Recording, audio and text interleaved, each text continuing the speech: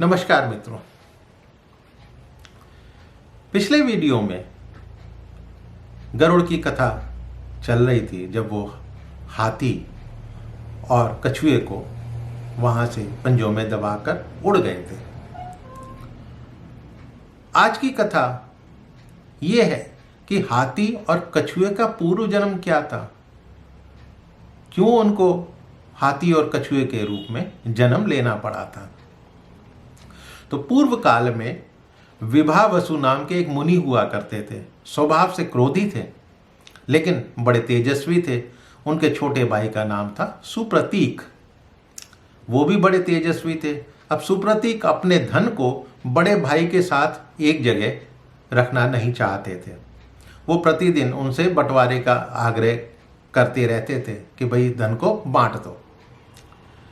तो एक बार विभावसु ने सुप्रतीक से कहा, भाई कि बहुत से मनुष्य मोहवश सदा धन का बंटवारा कर लेने की इच्छा रखते हैं। अब बंटवारा हो जाने के बाद धन के मोह में फंसकर एक दूसरे के विरोधी हो जाते हैं और क्रोध करने लगते हैं। जब वो स्वार्थी मनुष्य धन के साथ अलग अलग हो जाते हैं तो उनकी अवस्था जानकर शत्रु भी मित्र रूप में उनसे आकर मिलते हैं और उनमें भेद डालते हैं। दूसरे लोग उनमें फूट डालते हैं और जब उनको पता लगता है कि दोनों में आपस में बैर है, फूट हो गई है, ये जानकर उनके अंदर और छेद देखा करते हैं, छिद्र देखा करते हैं। छिद्र मिले तो उसको हम और बड़ा करें। अब छिद्र मिल जाने पर उसको बैर बढ़ाने के लिए वो स्वयं बीच में आ कूदते हैं। इसलिए जो लोग अलग अलग होकर आपस में फूट पैदा कर लेते हैं उनका शीघ्र विनाश हो जाता है। अतः साधु पुरुष भाइयों में बंटवारे की प्रशंसा नहीं करते, क्योंकि इस प्रकार बंट जाने वाले भाई एक दूसरे को संदेह की दृष्टि से देखने लगते हैं। लेकिन सुप्रतीक, तुम इतने दिनों से बंटवारे की रट लगाए हुए हो और तुम्हें वश में करना मेरे लिए मुश्किल हो रहा है और तुम भेदभाव के कारण ही ये बंटवारा चाहते हो, धन लेना चाहते हो। इसलिए तुम्हें हाथी की योनि में जन्म लेना पड़ेगा।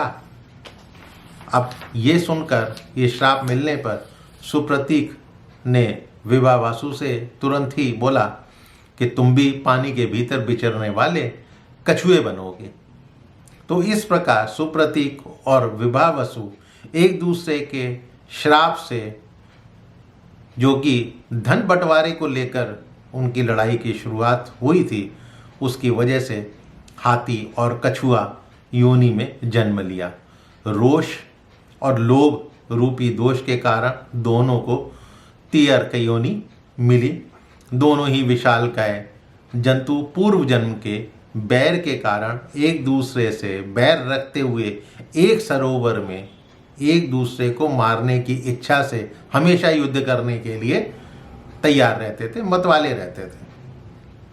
उन्हीं को खाने के लिए कश्यप मुनि ने गरुड़ जी को बोल दिया था। तो ये कथा थी हाथी और कछुए के पूर्व जन्म की। मित्रों, पसंद आई होगी। मेरे चैनल को शेयर करना मत भूलिएगा और कथा को भी अपने इष्ट मित्रों से शेयर कीजिएगा। मिलता हूँ अगली कथा के साथ अगले एपिसोड में। तब तक के लिए आज्ञा दीजिए। नमस्कार।